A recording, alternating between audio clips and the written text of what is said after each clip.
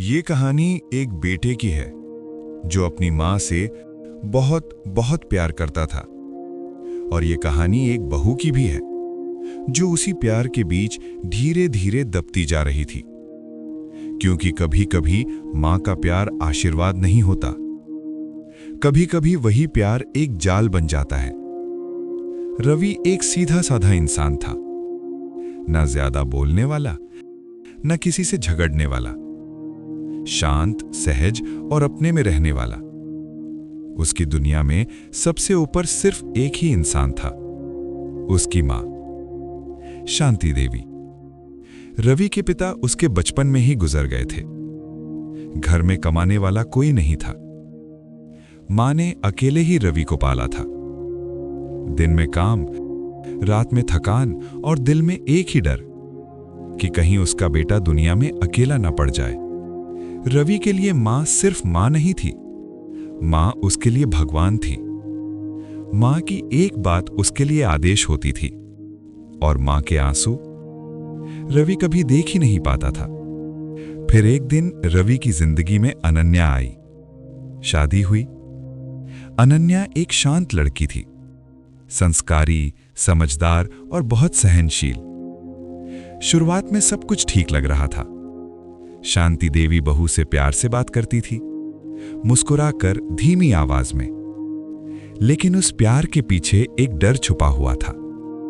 एक डर कि कहीं अब उनका बेटा उनसे दूर ना हो जाए। धीरे धीरे मां की बातें बदलने लगी, बहुत हल्के से, बहुत धीरे। रवि से, रवि, आजकल तू अपनी बीवी की ज्यादा सुनने लगा है। रवि कुछ नहीं बोलता। मां फिर कहती, मैं कुछ कहूं तो तुझे बुरा लग जाता है। और फिर मां की आंखों में आंसू आ जाते। रवि चुप हो जाता, क्योंकि वो मां के आंसू नहीं देख पाता था। अनन्या सब देख रही थी, सब समझ रही थी, लेकिन कुछ कह नहीं रही थी, क्योंकि वो जानती थी अगर वो बोलेगी तो वही गलत ठहराई जाएगी। घर में धीरे धीरे एक अजीब सी खामोशी भरने लगी। मां की बातें और गहरी होती गईं। बहू ठीक से खाना नहीं बनाती। बहू तुझे मुझसे दूर कर रही है। बहू को मेरी परवाह ही नहीं। हर बात आंसुओं के साथ, हर बात बेचारगी के साथ। और रवि हर बार मां पर भरोसा करता रहा। रवि ने अनन्या से बात करना कम कर दिया। घर में हंसी खत्म हो गई। अनन्या रात को अकेले रोती थी और मां दिन में सबके सामने बेचारी बन जाती। रवि को लगने लगा मेरी मां सही है, और यहीं वो जाल पूरी तरह कस चुका था। एक दिन रवि देर से घर लौटा। घर में अजीब सी शांति थी। मां अपने कमरे में रो रही थी, लेकिन इस बार दरवाजा पूरा बंद नहीं था। रवि ने अनजाने में सुन लिया।